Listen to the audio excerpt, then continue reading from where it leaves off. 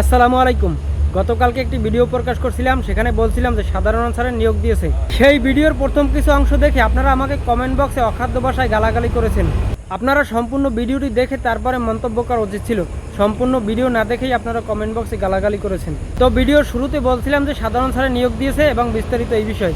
শেষের দিকে কি বলছি সেটা তো দেখেন নাই, সেটা ছিল এই যে। এখন আমার কথা হচ্ছে, এই নিয়োগ বিজ্ঞপ্তি ভুয়া হওয়ার সম্ভাবনা আছে। কারণ কোনো যদি নিয়োগ বিজ্ঞপ্তি প্রকাশ করে বাহিনী, তাহলে বাহিনীর ভেরিফাইড পেজে সেটা প্রকাশিত করবে। আমি দেখলাম বাহিনীর ভেরিফাইড পেজে কোনো ধরনের নিয়োগ বিজ্ঞপ্তি প্রকাশ করা হয়নি। সেখানে একটা নিয়োগ বিজ্ঞপ্তি প্রকাশ রয়েছে ব্যাটালিয়ন আনসারের, এখানে সাধারণ আনসারের কোনো নিয়োগ বিজ্ঞপ্তি প্রকাশ হয়নি। বিশেষ করে আপনারা যারা আবেদন করতে আগ্রহী, তারা জেনে শুনে ভালো করে তারপরে আবেদন করবেন এবং সবাই দালাল চক্র থেকে সাবধান থাকবেন। দালাল চক্র সবসময় রেডি থাকে আপনাকে ফাঁদে ফালানোর জন্য। সকলে সতর্ক থাকবেন, কারোর সাথে কোনো টাকা পয়সা লেনদেন করবেন না। আপনার চাকরি হলে এমনিতেই হবে।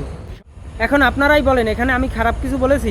আমি আপনাদেরকে সতর্ক করেছি যে দালাল চক্র এইসব থেকে বিরত থাকবেন।